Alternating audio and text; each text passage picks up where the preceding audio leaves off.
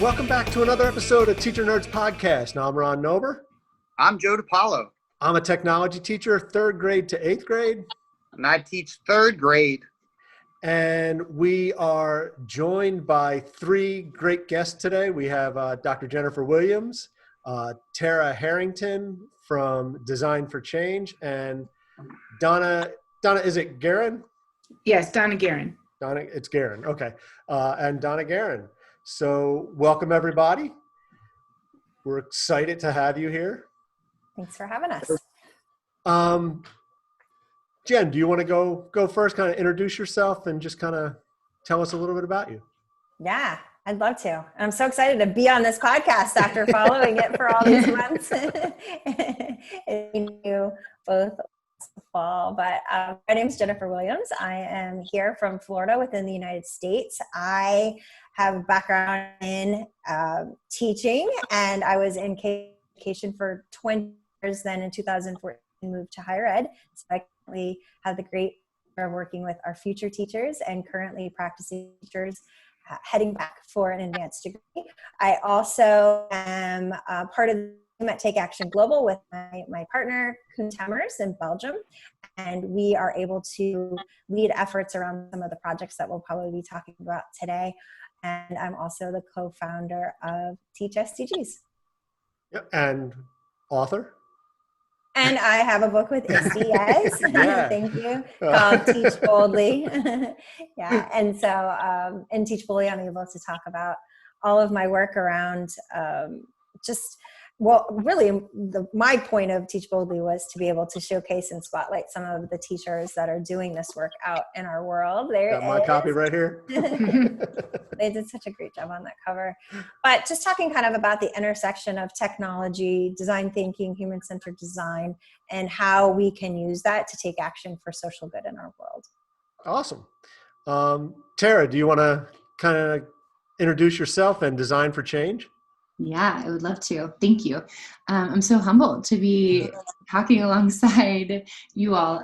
Thank you. I am calling in from Mission, South Dakota, and I have worked in education in a number of different spaces, from teacher to instructional coach.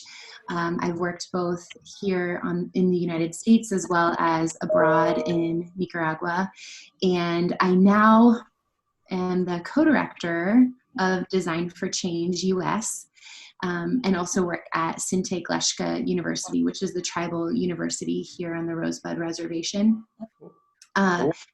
Design for Change is a global movement of youth-led change-making around the world. We have about 70 partners, and Design for Change USA activates young people around social change making by connecting them with community perspective, peer perspective, and also design thinking activities. And so we see that educators typically choose a social issue, a corresponding podcast, and then engage students in a different path, whether it's an empathy warm-up, which is a shorter engagement, or a design sprint, or a full community project. It's all connected with around this idea of using design thinking for social change. And we use a simple design thinking framework of feel, imagine, do, and share. And I have the really distinct honor to work alongside brilliant, creative educators like Donna, who are doing this work in their classrooms. So thank you all again for letting me join. Yeah, we're so excited. I was so excited. It was probably finding Design for Change. I think I probably found it through Donna on Twitter. Was probably one of the best things I found during, the pandemic and distance learning. One of the most I see useful going forward for me. So, Donna, do you want to go ahead and introduce yourself a little bit? Sure. I'm Donna Guerin. I'm calling in today from Colorado, here in the United States as well. I am really honored to be here today. I have been working with Dr. Williams and with Tara with Design for Change for several years now. I've been involved in multiple projects through Take Action Global with Dr. Williams. We just wrapped up the Take Action project recently. I've been involved with Innovation Lab Schools that Take Action Global works with as well, and several other projects over the last several years. Her and Koon Timmers are amazing human beings, and I've so enjoyed working with them. And then I've also had the opportunity to work with Tara with Design for Change, and my students have been involved with that also for a couple of years. And just this past November, we had the opportunity to take a group of my students. We had 8 total, representing 4 groups, and we got to go to Rome, Italy to attend the global conference that they had there, which was an amazing experience that was unforgettable, and my students are still talking about it, so are their parents. I actually just spoke to a parent yesterday who is still talking about it. So the work that both these ladies do is just amazing, and I'm just excited to be here today. Awesome.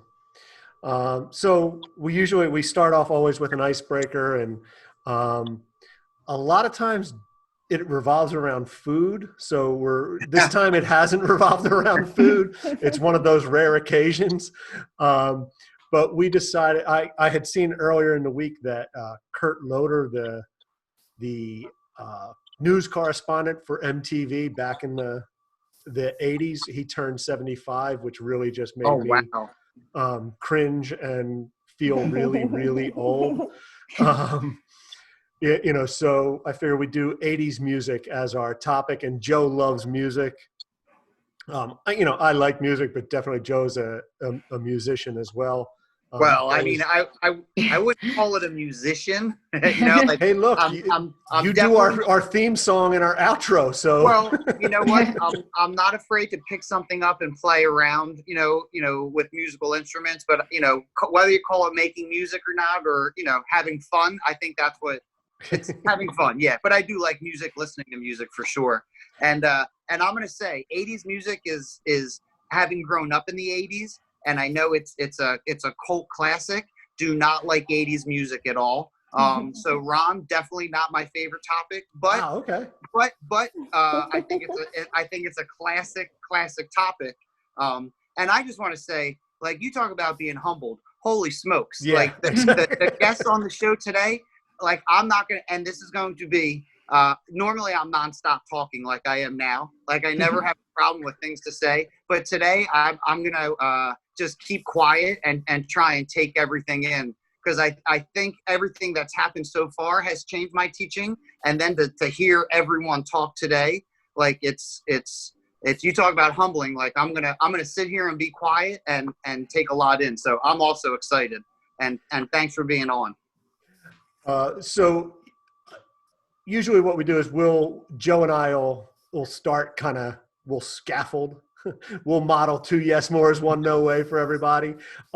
Since Joe, you're not an 80s guy, I'll go first. Okay, go for it, Tom. So my 2 yes mores are artists that I just really liked in the 80s and still like. First one was Billy Joel.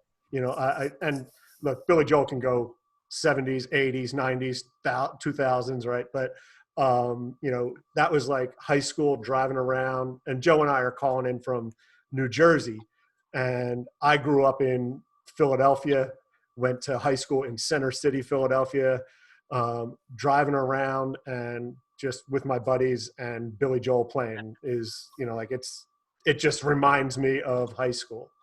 My second one is I worked in a restaurant all during high school, and one of the cooks was obsessed with Terrence Trent D'Arby, and he had an album called Introducing the Hardline, and it was probably one of my favorite albums. Singing that in the kitchen and then going out into the quiet restaurant dining room, but belting it out in the kitchen. There were some amazing songs on that album. So they were my 2 yes mores. My 1 no way has to be any of like the 80s hair band that was just not my thing. No Motley Crue? No, I was not a Motley Crue Ah. Crue person. Yeah. Huh. Interesting. All right. So Joe, what about you? Well, it's funny. I'm not an 80s rock music guy either. But my favorite band actually came about in the 80s, and it's the Beastie Boys. So like one of my favorite songs is off Paul's Boutique, and it's called "Shake Your Rump." Classic, and just because it's all samples, and I don't know, it's like an old R&B riff. Just such a cool sample.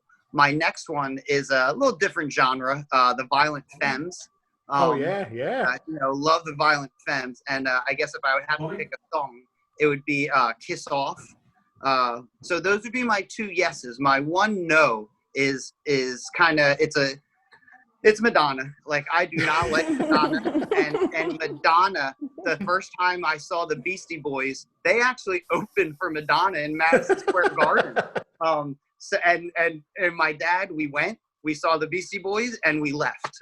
So those would be my two yeses and one no. And my girlfriend is a Madonna fan. We actually have a Madonna album in our record collection, but it doesn't get much playtime. So Donna, I saw on your Twitter, it said something about all things rock and roll. So yeah, do you want to jump in next? Yeah. So when I saw this topic, first of all, so the shirt I'm wearing today has Design for Change on the front, has Take Action Global on the back, and it has another platform called Teach Rock, because so this topic today is so amazing to me because it's combining my passion of music to start us off with the STG. So anyway, I first of all, I grew up on the East Coast in New York. I grew up on Long Island, and so when you talk 80s, that is like my wheelhouse. Love Bruce Springsteen; he's my favorite. Bon Jovi, of course, another Jersey boy. And unlike you, I am totally into hair, glam, rock. Any of those, like Motley Crue, Poison, Def Leppard, you name it, like they're all my favorites. So I have like every yes for anything 80s, especially rock and roll. And I guess my no would be, or I forget what term you used, would be just that for me, music today is so different, and it's so hard to get back to that time where it was just about creativity and let's try it and innovation and collaborating. And I feel like a lot of the artists today are not as much like that. And so I kind of miss that. And so I still, as long as those artists can get out on the stage and jump around and do their thing, I will continue to see them in concert as long as I can, because I just love all things 80s music. So. It just reminded me when you said that I don't know if you've seen that Geico commercial where they're like, we have a little bit of a rat problem, and the band Rat is playing in their basement.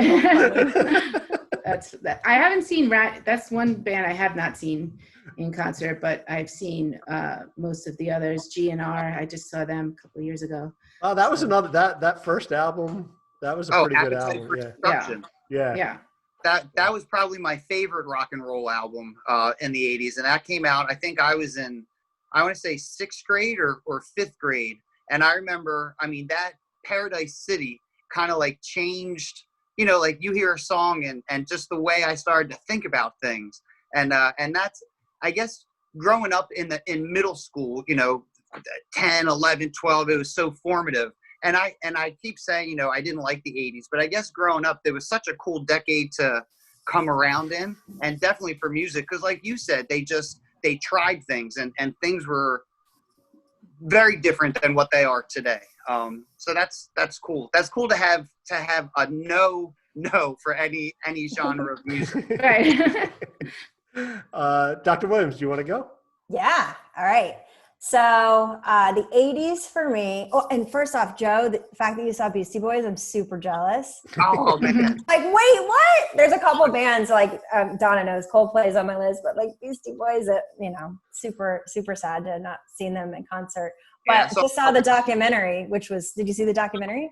Yes, I did. Yes. Yeah. So good. Those guys, they're amazing. Just to hear their story and to see, talk about New York and where they come from, and not that I do like New York, but just it's just such a not that New Jersey guys. I'm a Philly guy. Oh man, This is why I have to not talk during these podcasts. Right? You're like outing all these different groups. Yeah. Oh, wow, that's so cool. We'll have to talk about that another time. So the 80s for me, it was like I started off the 80s as like a child and ended as like a teen. So my two yeses, the beginning, Hall & Oates, which I think like the influence of my parents, and just like, but Hall & Oates and Men at Work and all of that kind of MTV, I think of them. Yep. And so just like, I feel like that just reminds me right away of where in my childhood. By the end of the 80s is like totally different because I was, growing up. And I think REM for me, kind of like Violent Femmes, but REM and like Stand was like my anthem, and just really, and then just continued to love their work. And then my No Way, which is probably a lot of your No Way as well, was Milli Vanilli. Like, what the heck? Oh, yeah. Like, that's not fair. Forgot, yeah. Totally cheated. So I would have kind of liked them, but then after knowing that they pulled one over on us all, then. Hey, that was pretty impressive, though, that they were able to keep Seriously, that, right? under wraps, right? That was The Masked Singer 30 years ago. Yeah, right. Oh man, I love that show right now. So it's so cheesy and amazing. We just did a Masked Singer version on Flipgrid for our school. Oh, with the administrators and staff were the singers. No way. Yeah, oh it was man, really that's cool. so cool. So. All right, Tara, you want to jump in? Yes, I think I'm out of my league again here. I did think of Milli Vanilli, but I'll start with my No Way, actually, because it's connected. Is that okay? Sure. I'm going. Have y'all heard the song "Do They Know It's Christmas"? Yeah. Not a fan? No, I'm not. The lyrics are terrible. So. Do you like Christmas songs in general? Are you a Christmas song? I love Christmas songs so much. Okay. This is like the most problematic Christmas song. So I had to add that to my list. Maybe that's why, because I love Christmas songs. In fact, there's quite the contention in November because I want to play Christmas songs early, but we have to wait in my family. We just had here in Philly, one of the radio stations played Christmas music a few weekends in a row during the pandemic, just to kind of make people feel better and feel good. See, I would love that. Which might be why I have such a visceral reaction to such a bad Christmas song.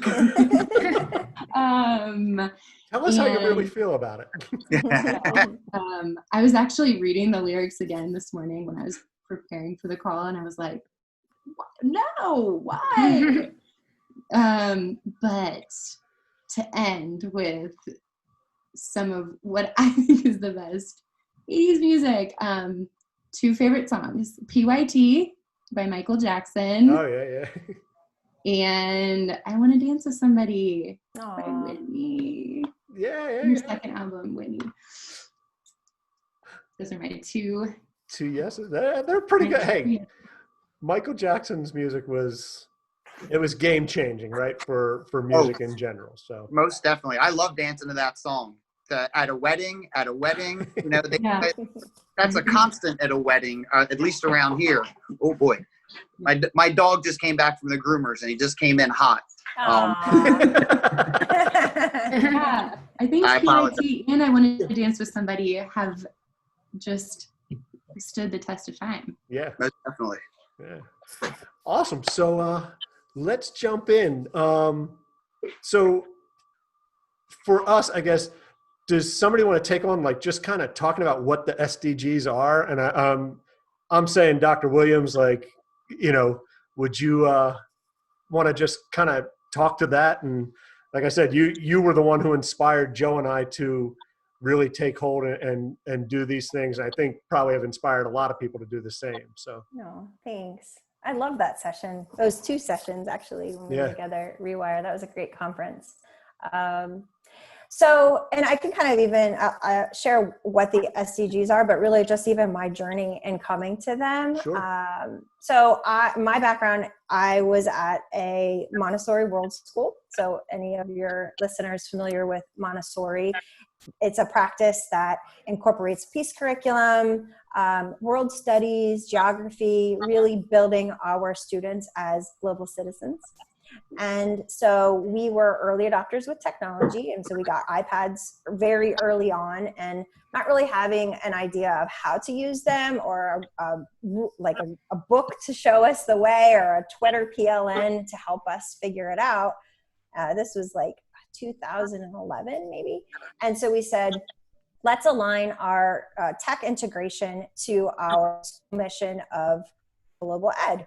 And so we did that, and we were able to connect our students to classes around the world. We were able to work on problems of significance. We did do some work with the UN on like Model UN. Anyone that does local Model UNs, if you don't know, the UN also does the International Model UN. So you can actually go to New York City and go in the General Assembly Hall and participate in, I think it was 3 days. We did that one year. And you're part of like the UN experience. We did the middle school one. So really believing in that. And then when I left in 2018, I was like, this is it. This is the way. I really think global ed is our future. And so putting in at conferences to talk about this work, and nobody's showing up. No, everybody's like, that's kind of a nice to have. But I'm busy and I have to work on and assessments, and I have classroom management issues, and so it's just not really something that I can focus on right now. I'm happy that someone is. So for me, it was really that just teachers didn't see themselves in that conversation at the time. So a lot of other groups would say, okay, but you also have experience in tech integration, or you have experience in learning space design or design thinking, so have me come in for that, and that is my entry point to start talking about global ed. But in 2015, when the United Nations and us as a world, so these are goals that we all together have agreed upon, came together and said, these are 17 goals, 17 sustainable development goals, sometimes as the SDGs, sometimes known as the global goals. This is our roadmap. This will be our plan that we're all together going to work towards by 2030 to achieve for people and planet. And so if you look at the Global Goals poster, and it has these brilliant colors and these amazing icons, and it really breaks down the challenges we as a world are facing in digestible bite-sized pieces. And so something about those goals for us in the space, we were like, this could be the entry point in for all teachers. So we sent out a tweet, and it's just kind of crazy story, but we sent out a tweet. The UN responded. They said, please come. We'd like to answer that question as well of who's doing the work in this space and how can we bring educators into this dialogue, and then join the UN. And it's kind of been going from 2 educators to 4 to now over 40,000 that are working every day to bring the global goals into classrooms. So what we're also starting to see is a lot of other groups, which is great. So ed tech, forward-thinking educators by design, kind of. So we're seeing a lot of things happening and bubbling up in ed tech spaces where ed tech companies and other organizations are really starting to see that the SDGs can be a pathway too. So there's a sense there. There's a lot of and a lot of movement happening. So it's neat. Awesome. So Tara, how about with you guys? Like what, how are you guys in Design for Change, kind of promoting them, the SDGs? And maybe even if you want, we want to touch on some of what some of the SDGs are. Yeah. Thanks for asking. So Design for Change, as I mentioned, is a global movement of youth change makers. And we actually were founded by a brilliant educator and mother in India who was working alongside, as a designer, working alongside IDEO and the Stanford D School to create a student-facing design process. And that's where the Feel, Imagine, Do, Share framework came about. And as a global organization, of course, we are consistently thinking about the work that is both connecting us globally and also has unique implications locally. And so at Design for Change, we align all of our content for educators to specific SDGs. And so I mentioned earlier that we connect youth to community voice and peer voice that are really talking about specific social issues, so that they can hear from folks that are really connected to those issues. And all of those podcasts have a corresponding SDG aligned. So educators can sift through and connect with a specific SDG or a specific social cause and then make the connection to the SDG. And what's really, I think, exciting for an educator too is that there is a way to both build students' connection to a global issue, but also do it through the lens of how that's impacting them locally. And I think, Donna, you have a lot of experience in actually using Design for Change and connecting it with the SDGs. So I'd love to hear that too. Yeah, I mean, I have so many connections with the SDGs. Initially, I was one of the first, in the first group of SDGs ambassadors, bringing them here to the United States and just trying to be an amplifier and try to spread the word that you can use these every day in your classroom. They can be your roadmap. They can be your guiding force. And so I have had so much fun just integrating the SDGs into my work in the classroom every day, especially with Design for Change. I actually did a class, it was an elective class, and it was just called Design for Change or Design Thinking.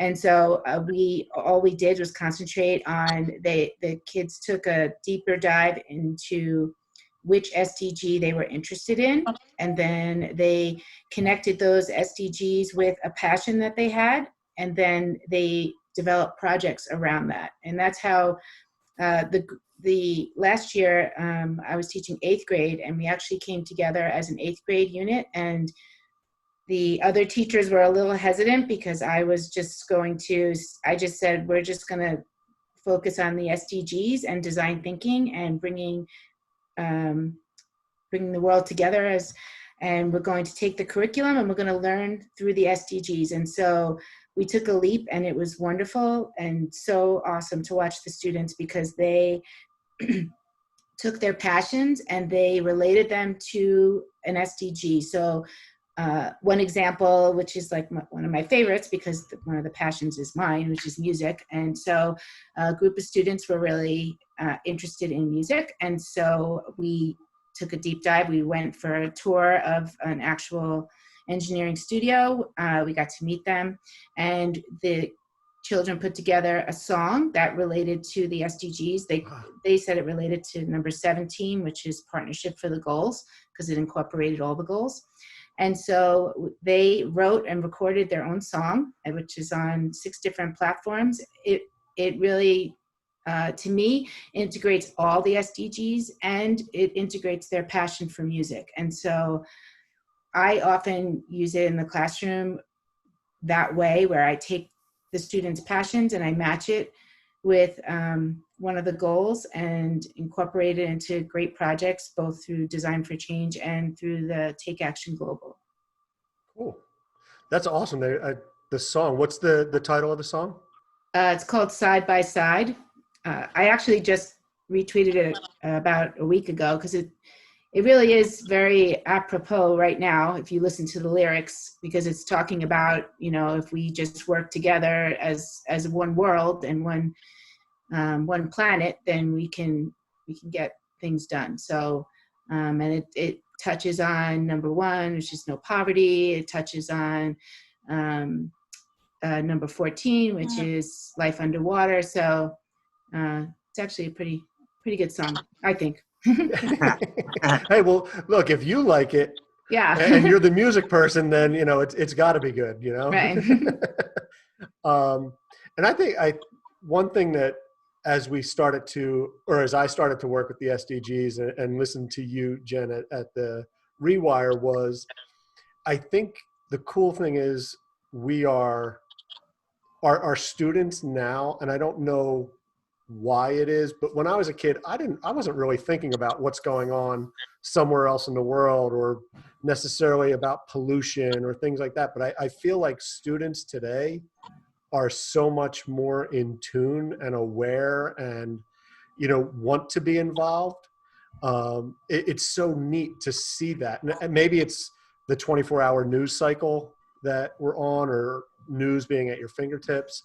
But it's so amazing to see there are so many kids out there who want to make changes, No, most definitely, Ron. And I know we've seen it by just, starting it with you doing things in your class and, me doing things with the third graders. You see that excitement and to hear them talk and to hear about the design for change and everything, like the fact that there's resources out there, right? And to have your idea of us putting this into our curriculum. I mean, it just seems like they're going to go hand in hand with writing, with science, with reading. I mean, it all can be blended right in there. Yeah. And I always say to Joe, I say, I want, like, I know there are magnet schools for all different things. Like, I want an SDG magnet school. Like, I want that to be what our school is like focused on. And it's just seems so doable. I would love to open an SDG school. I've been talking about that for years. I would love to open a school that is where it focused. is just weaved through every single aspect of the school. Yeah. Yeah, I agree. All right, we have to talk. So I guess what are some of the big or cool projects that you've seen students creating or coming up with that kind of blew you away, or just made you kind of take pause? You want me to jump in, Ron? Sure. Anybody. I mean, yeah, this is free for all. Yeah. It's for us, it's been neat because with the projects we've done through Take Action Global, we have, we have the Goals Project in September. It's all about the goals. And then we have the Climate Action Project. We did our Kakuma project, specifically focused on refugees, and then just finished up with the Take Action Project, which, is a little bit different of a take on this work. But what I've loved seeing is that what the goals, I think, allow students to do is really connect to their own purpose and their interests. So, with the goals, and even teachers too, but we have our very own goal in goal number 4 as teachers. And so sometimes, mainly people that are outside education, they think of that's us, and we kind of need to stay in that box. But as I talk to teachers, and as we talked to them, we were at Rewire, we're doing all of this. So we're talking with our students about life on land and life below water, and what does a partnership really even look like? So I think the goals offer space for really everyone to find themselves. And with the Goals Project, it was neat because we divided our groups. So we had 1,759 classrooms from all around the world participate, age 3 through university. So when you're talking about what the goals mean for a 3-year-old, it's going to look very different than a university student. But they were able to make those connections. And so everyone was assigned one goal, which was hard because, like, when you think about sustainable cities for a 5-year-old, like, wow, what do they even do? But they figured it out. And, I had a lot of teachers say, I'm going to need a rubric, and I'm going to need, they're just very used to their traditional way of teaching. And I just kind of said, put it on them, give them some space to figure it out. And that the neat part was that they did, it just really worked. And so we didn't put a lot of constraints with the Goals Project on what they did with that goal, And so like Donna said, we had some that were producing music, some were creating advocacy campaigns, some were creating worlds in Minecraft, and then 3D printing coral reefs that they could put out into their local waters.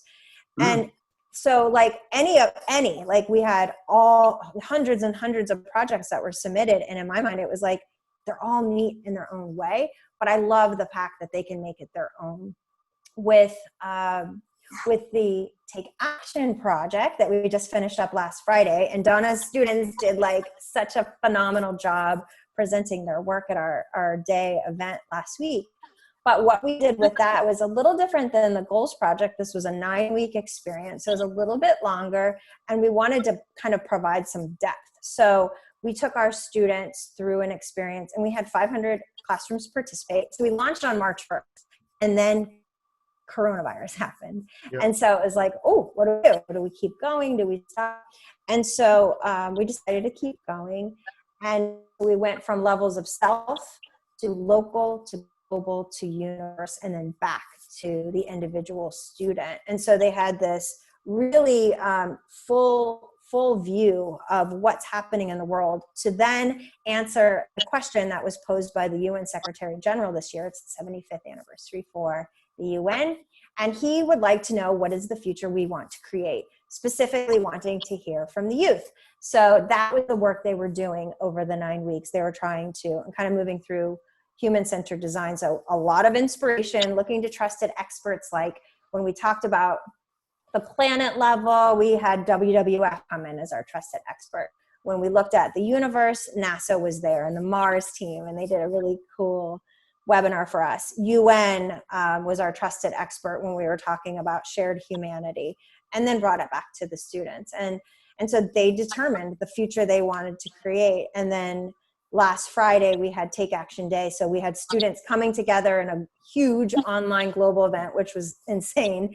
And the UN Undersecretary General was our keynote speaker, but the rest of the day was kids. All students presenting their ideas and sending one collective message to the UN to have their voices heard. So it was really neat. So there's so many individual projects that I've loved seeing, but in my mind, it's just how can we become a platform to have students be able to stand up and share their message on. Yeah, that's pretty awesome. Yeah. Go ahead, Joe. Were you going to say something? That's amazing. And to think like, I mean, so where, if you were to suggest someone to just hear about all this and want to take a step in, like where's the first step? Because it sounds like there's, and I think, the first step, I guess, maybe is just going to the SDGs. But I know when I did it in 3rd grade, it was, all right, so now I have to find the article for this. I have to get this article. So, and it seems like after talking with you guys and seeing what's going on Twitter, there are some resources out there. So what do you think? I don't want to say the easiest way to get into it, but like what do you suggest? Well, I think first off, I would suggest people to go to Twitter, like you mentioned, and there is just an amazing group of educators that will meet you there. You can use hashtag TeachSDGs, hashtag TakeActionEDU. There's a lot of hashtags that you can use that will bring you into that space. And then everyone's going to be there ready with open arms to be like, welcome in, we're here and ready. But I feel like a lot of people ask me the first step, and a lot of teachers feel quite overwhelmed because when they think about things like change, like inspiring real meaningful change that can actually make a difference. I know for me as one teacher, if I were one teacher in one classroom in one school in a huge system, like a massive system, how do I, one person, create change? And it becomes almost where you're like, I can't. And you feel like this isn't why I got into this profession. This isn't what I signed up for. But once you find that group, and that's what I felt with this group that is just charged, like ready to go and unapologetic about it. Like, this is what we're doing and we are staying the course. Once you find that group, what I found with us and teachers like Donna, it's if we all do these individual small actions in a forward movement, then collectively we can really start to see things change. Like thinking about Teach SDGs as a hashtag, and remember how I said, like, nobody really, like, they were like, good for you that you're doing that, but I don't have time. And I was like, but it really is, for me, it's been so good. So we went from 2 to 4 to many. And when you believe in something and when you're willing to stay the course, like that's the other thing in education, there's so much noise, many things happening that it's easy to get it and then fade off, and get it and fade off. But once you say, this is really my calling, and not giving up when it gets hard, because it's hard. I tell my university students all the time, it's hard. Like, this is a hard job, but it's worth it, and it's the right thing to do. So I think starting to your point, to your question, starting with Twitter, and then just starting small, not feeling like you need to go in and change your entire curriculum, though you can, like Donna has said, it is possible, and maybe one day, but what are those small entry points that you can take to get in?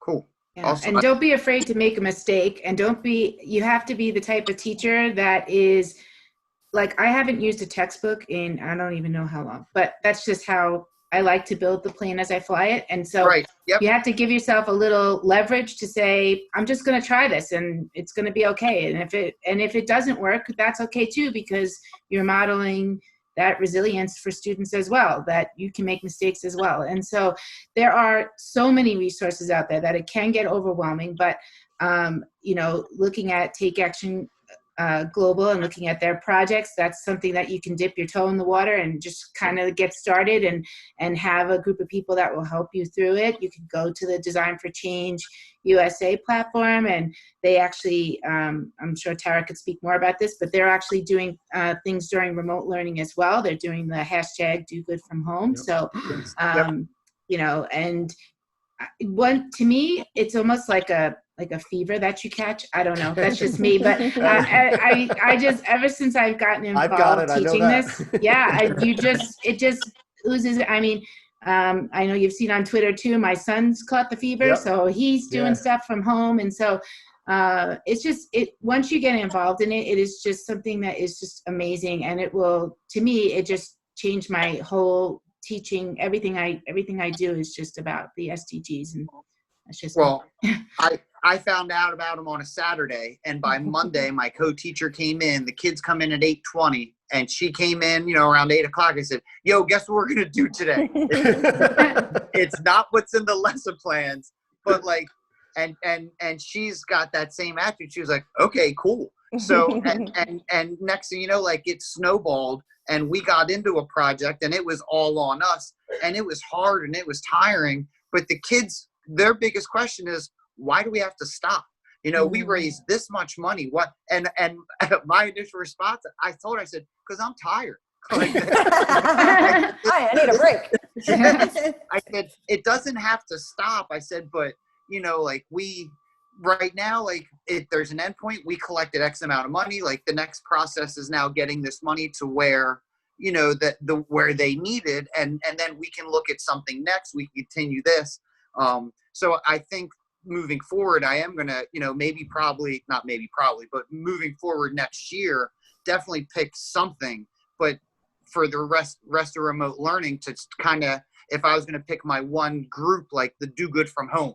So maybe eventually when the stuff we're doing now with remote learning starts to subside, because Ron and I have, 6 more weeks left of instruction to do or put out. So I don't want to just put out, here you go, read this, answer this question. So to be able to be like, hey, let's do this. And for your reading assignment, read up on this article. And then for your writing assignment, write this persuasive speech on why they should do this for that. And then, hey, let's have fun and make a wee video.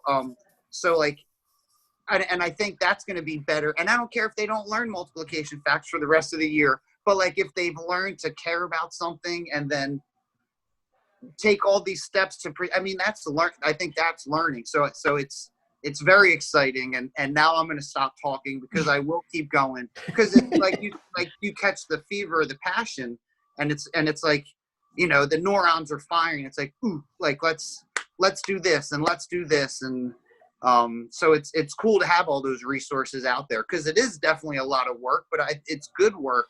that can be done and weaved in throughout the day.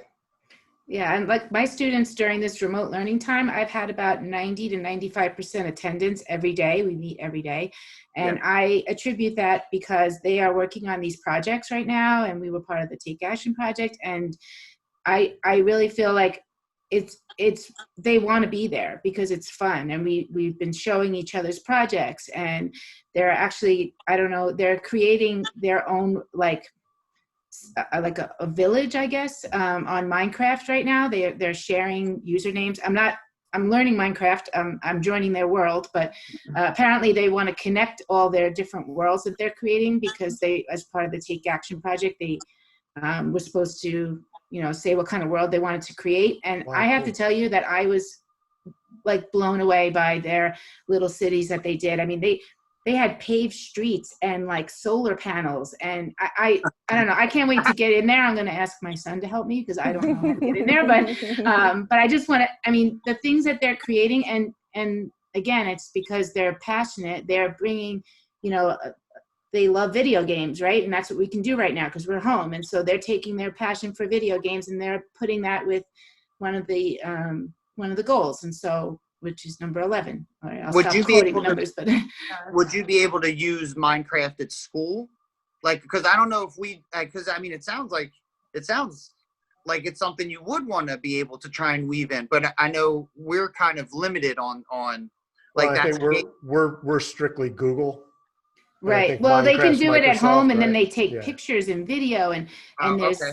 programs like Tinkercad. I mean, there's other things. Yep, I yep. told them build it with Legos. I don't care. Right. I'm like, just let's see what your city looks like. And so, and again, if you throw the idea out to them, they'll come up with their own solution. You don't need to solve their problems. You just tell them, here's what you need to create, and they'll come up with what they want to do. So Gotcha. That's cool.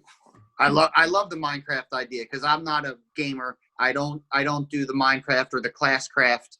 And we Ron and I went through a Texpo 2-day ordeal, and that's one of the things I sat in on. Like you just said, they're into Minecraft and they like Minecraft. So just because I don't like it doesn't mean I shouldn't bring aspects of their world into education. So which would light that fire even more, I think. Tara, you want to jump in? Yeah, it was making me think about kind of one of my educational inspirations is Barbara J. Love, and she has a framework around liberatory consciousness and this idea of providing experiences for students that actually like engages them and deepens their consciousness. And I think there's this reality that to the question about where do we start, there's a reality around this idea that students just first starting with building awareness can be so powerful. And I think it links to what Donna was saying, like they're going to figure things out because they have such a capacity to be creative and critical and have critique. And so if they're exposed to challenges and build kind of a consciousness around what's going on in the world, they have the capacity to turn that into action. And that's, one of the things that I wanted to name as like a potential concrete resource too, is that with Design for Change, we have the podcast that I mentioned, which just has the potential of exposing students, building their awareness around a potential issue or social cause. And once they start hearing voices from peers around the country or community members or experts around the country, they automatically start connecting to their own realities and things in their own community. And there's one path is the empathy warm-up, which is a really quick engagement. It can be, between like 30 minutes and an hour. And it's just about connecting students to the SDG and the kind of the voice of peer and community members, and then them reflecting on it, making meaning of it. Where are those warm-ups? They're available. What's up? Yeah, where would those warm-ups, like where could we find those? Yeah, they're available for free on the Design for Change website.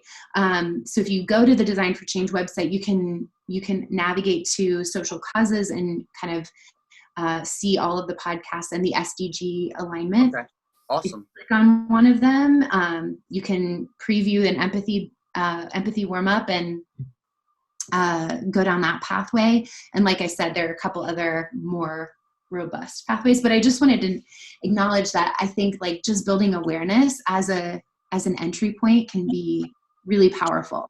And are the podcasts, would the kids be able to go and choose a podcast to listen to? Yes. Oh, great. that's awesome. Yeah. Okay. Well, and the thing I like too is, you make it that I can download the podcast, Mm-hmm. which was nice. awesome. So Oh. I took your framework, put it into an editable Google slide for them, and put a link to the podcast directly into the Google slide so that they could listen right from their Google slide. They didn't have to navigate two different places. Oh, that's great. And because at first because we were distance learning, I wasn't going to get them paper to write all these notes down. So I was like, all right, I got to think. And now I'm saying, there's no reason when we get back to school, I need to give them paper either. Like, let's just do it digitally and have them, do the whole thing. And that was, that it was free was, like my first really happy thought, this is completely free. And then being able to pull resources off, and they didn't even just have to go to the website. I didn't have to worry, is the site going to be blocked for students on this device? Right. Or like, I just pulled it down, I made it shareable in Google Drive, and off it went. What do you have it, Ron, in slides? Do you have it in slides? I have, I took the designs or the empathy, what's it called? The empathy. The podcast? No, what's the first? Empathy warm-up. Empathy warm-up. So I took the empathy warm-up and I just took the framework and I made it into a Google Slides with text boxes for different, for the graphic organizer for them to be able to fill out. And I've used it in every middle school class for distance learning. So, I mean, for you guys to get an understanding, we went home on this Friday before the distance learning started. My new group of students were coming in Monday, and we never went back. So I never even got to see these guys face to face to do anything, and we had to start class. So, I was kind of panicked and looking for things that we could do remotely, and they don't even know what my plan was for school. So, it was finding that and being able to download, and I can make a 2-minute video on, hey, here's what you're doing. Go to it now. I love that too, because then you have something that is replicable for all of the podcasts, because actually it's a different experience each time depending on the social cause that they choose and the podcast, because the podcasts are vastly different. We have things from youth living with disabilities to cyberbullying. Elder Those are two that I'm using right now. Really? That's really funny. Food waste, school funding disparities.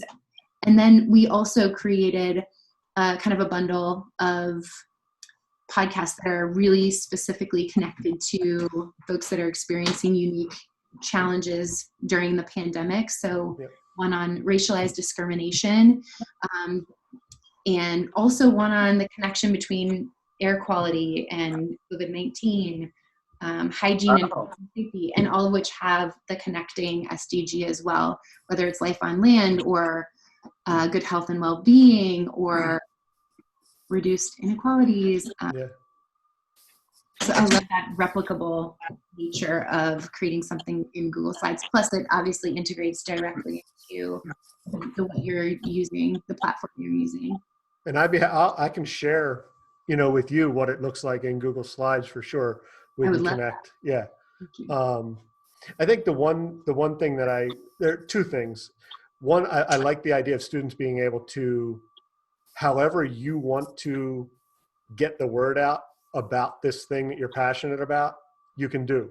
Like, Donna's group did a song, and then these kids are doing Minecraft, and maybe someone's going to write a story, somebody make a video. Like you're not pigeonholed into one specific project. I think that's pretty amazing. Yeah, I mean, I had a group last year that made an outdoor ad, like to put on a billboard, and I said, well, why don't you just contact the company and ask them? They were like, well, they're not going to say yes. And I'm like, yes, they are. I'm like, go call them up. So they did, and it was the funniest phone call I've ever listened to. But they asked I had to help them out. I'm like, ask them this. And they agreed, and they put it up there. It was up on an outdoor billboard in 2 locations, pretty big. And it was up there for 2 weeks, and it was amazing. And so it was all about no hunger. And they came up with the whole campaign. It was like a teaser campaign where they used graham crackers with letters on it, and they posted like NO, and then the next day it would be NOH, and it was just to raise awareness for no hunger. And so that's why I'm saying, I think the students will pivot and they come up with the projects. My own son with his Kind Heart Juniors, he's been working with Project Kakuma and Dr. Williams and Kuhn. And so, obviously he can't, because of the pandemic, he can't really sell his hearts right now, or he was raising money and then giving it to Project Kakuma. So he ended that campaign because he said, I can't give my hearts away because, I can't have these hearts go into people's homes because of the pandemic. So he flipped it, and he is doing these little rocks where he's painting them, and then he's leaving them on neighbors' doorsteps to say, we're all a community, and why don't you paint your rock and bring it down to the local elementary school. So the students will come up with ideas on their own. And what's great is that they bring that passion. They want to do good from home. They want to make a difference. They want to be change makers. So that's awesome. What grade are you working with? I teach 6th grade, and then I also teach a middle and high school X-Block, and my own son's in 4th grade. So okay. Yeah, I've seen 3rd graders and the stuff that they do when you give them the opportunity. So that's why, I'm right on board with Ron, where he talks to our curriculum coordinator to see this fostered throughout our school and to see it introduced in kindergarten and as a school district to light that fire would be really cool to see. But you know what? Fires get started in the smallest little corners of the forest. Yep. So, Ron's in one corner and I'm in the other corner. We're blazing. And I think I've seen a shift for my students anyway. I mean, I've only been doing this a short time, but, when I first introduced the SDGs, a lot of it was, I don't want to say, they're all important, no doubt. But a lot of it was, I call it fluff. I want, to deal with life below water because I just love turtles. And, but now with the pandemic, when I introduced it this past marking period, I've seen a shift of people don't have clean water. People don't have sanitary. Somebody doesn't have soap to be able to wash their hands. There's been such a shift of really worrying about people.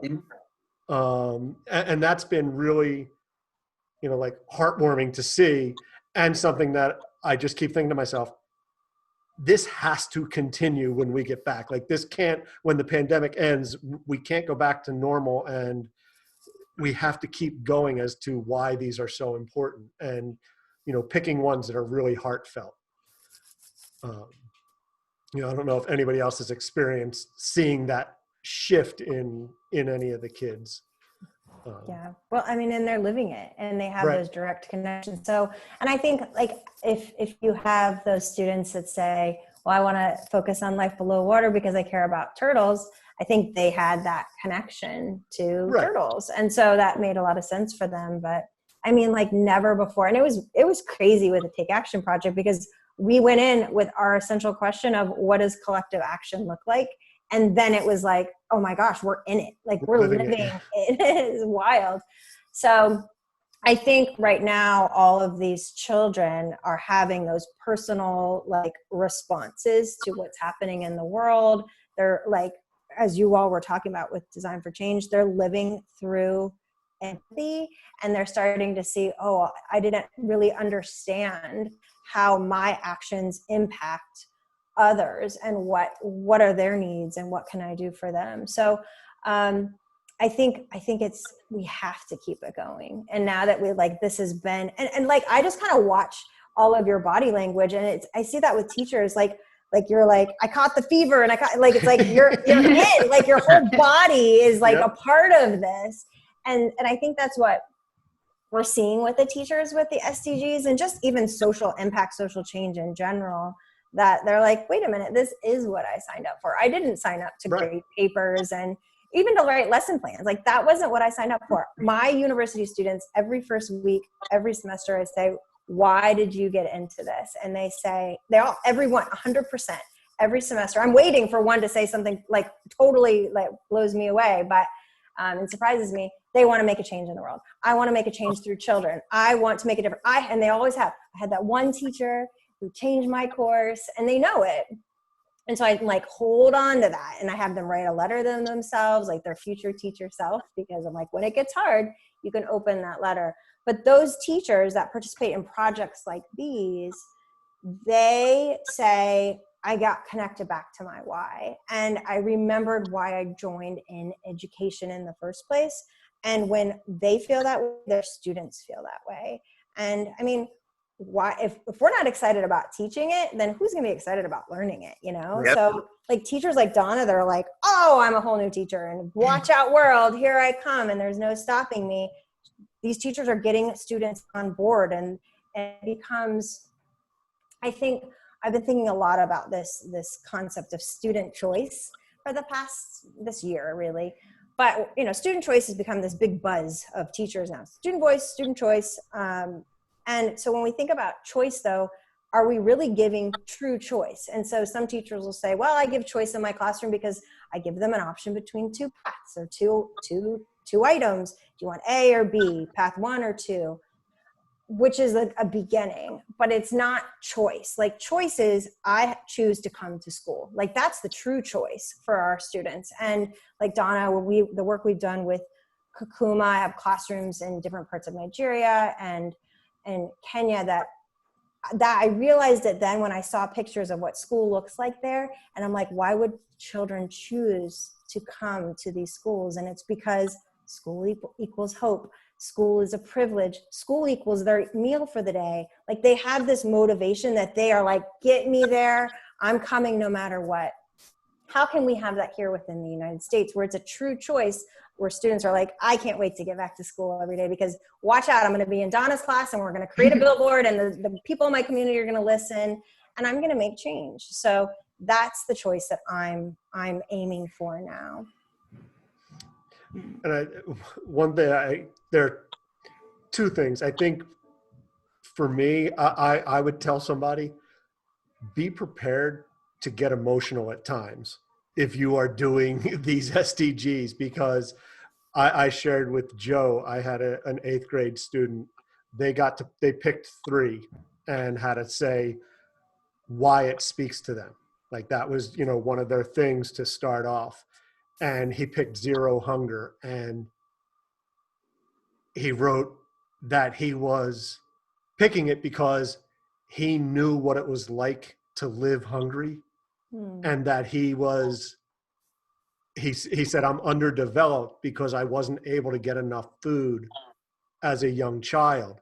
And like, I'm sitting here reading this and I'm just like, I got tears running down my face. I'm texting Joe and I'm like, you know, look at what this guy just wrote. And, you know, Joe said, I'm not crying, you're crying. Like, you know, that was his text back to me, but it was emotional, and it put a connection that I probably would not have gotten with that student if not for, you know, him being open to say like, oh, wow, you understand some of the issues that I've dealt with and you actually care about it and are asking about it. You know, it was even just tough getting through it just then, but talking about it, but yeah.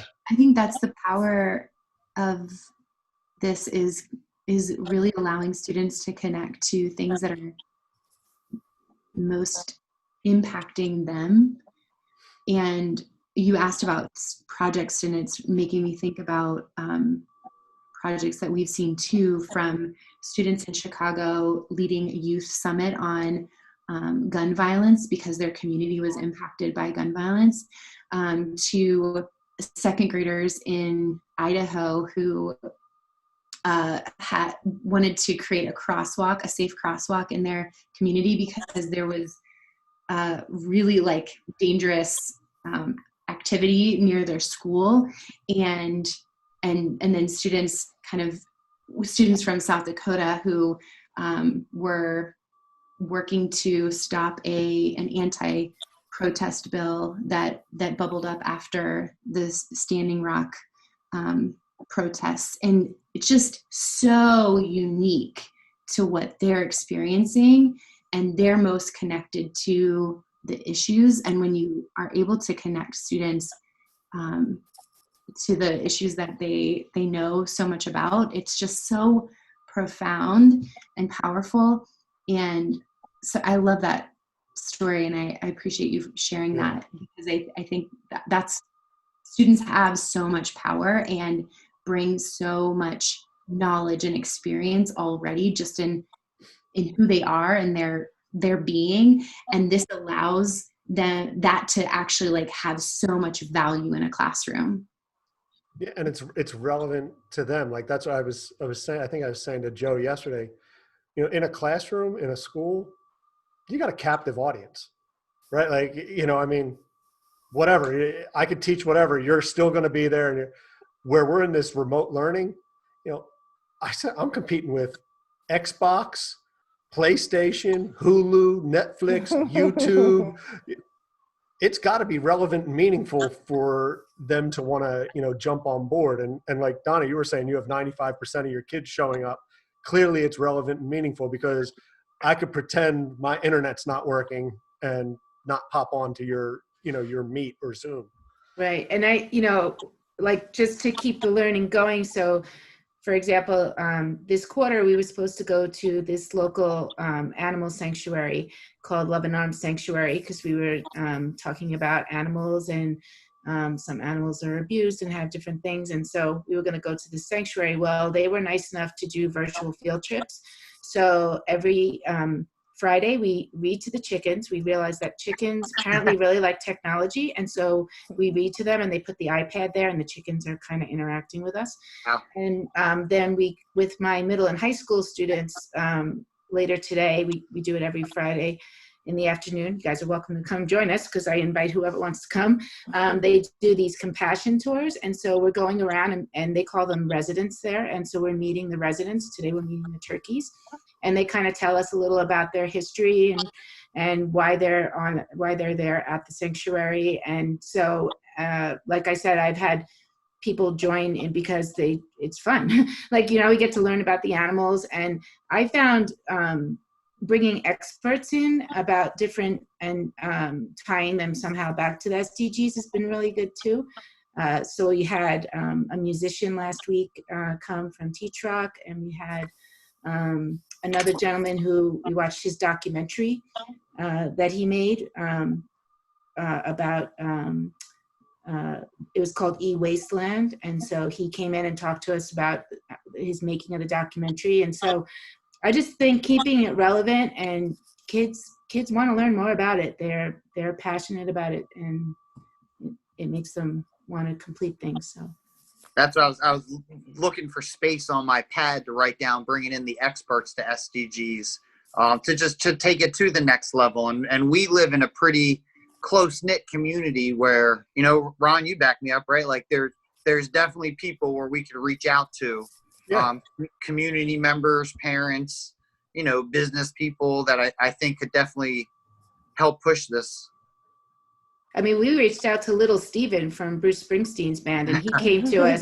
He did. He gave us an hour of his time. Oh, wow. Awesome. Through Skype. Yep. Last year. It was, I mean, of course, I was in awe. And Right. But, because he did all his work he did with Sun City. And so we used that.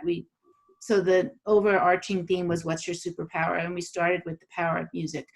And so he came and talked to us about the power of music, and how his passion for music and how he went about making a change. And so the experts are out there, and my motto is just hit send. You never know, they might come. And Yep. so, and to me, meeting new and exciting people and learning more about their background, you never know, you might have a budding filmmaker in your class, and they have that one connection with the filmmaker, and then who knows what they'll do. Ron's already inspired kids that for Christmas they're asking for microphones from their parents. Yeah, for podcasting and stuff. That's awesome. And I just, for you guys to put out there, like I have a unique background. I didn't come to teaching until I was 40. I'm 47. If anybody ever needs, I worked for 4 years as an archaeologist. My first degree is in anthropology. So if any of your students ever need, or you hear of anybody who wants to talk to somebody who did archaeology, it was all done in the U.S., Native American, Civil War, Revolutionary War. And then I've been a professional dog trainer for 20 years. A phenomenal dog. Wow. Phenomenal. If anybody wants to reach out for anything like that, I'm more than happy and willing to offer to join, classes or whatever. That's so cool. This is my dog, and he's just laying there. And he's been in place this whole time since he's come in, and the dog won't move. And I take my hat off for Ron because it's because of Ron and his knowledge on how to train a dog. This dog is he won't do anything without being told. That's awesome. The one last, I don't want to hold everybody up, but I thought was so, for me, when I was trying to start on teaching design thinking, the thing that I always struggled with was the interview part, right? Like having students interview someone, like it was always a struggle to find someone. And I think that's where, at least for a part, the podcasts really come through, because it's like you're getting to interview someone. You have to stop, take some notes, pick out certain quotes that were important in the, empathy sprint, like that. You did that. Then you made personal connections, and that was so powerful, I think, in teaching the design thinking steps a little bit for me this time. I love that you mentioned that, because that's kind of that was the impetus behind creating the podcast, is getting feedback from educators across the country around that exact point. And so we were able to create them and consider our unique position, which is that we have connections across the country, and we have the privilege of having a little bit more time and space to get students and experts and other community members who have experiences together to create, the podcast that has voice included. And the great thing is that an educator can then use that as a launching point for students to say, well, now who from our community do we have to talk to? And how do we make it happen? Who else do we need to hear from? Or what does this actually look like for us personally? Because I'm hearing it from someone's voice in New Jersey, but I live in California. What is it? How have I experienced the same thing? So making those, it's like a catalyst for other potential interviews or reflections. Yeah, that I didn't even think about that. And I think that's also one of the cool things about making these connections on Twitter or here in the podcast, or you kind of, oh, wow, that was, what an ideal way to use that thing that I've been using in just one way, having them listen to the podcast to spur on other ideas has been awesome. Yeah, I mean, the people that I've met through this, the educators from around the globe are just amazing human beings. I mean, I don't even know what else to say. We have a group, we call ourselves the SDG Women, and we actually have been meeting like once a week just to and it's hard because we're coordinating, different time zones, but we make it work, and we make a space for ourselves every week just to say hello.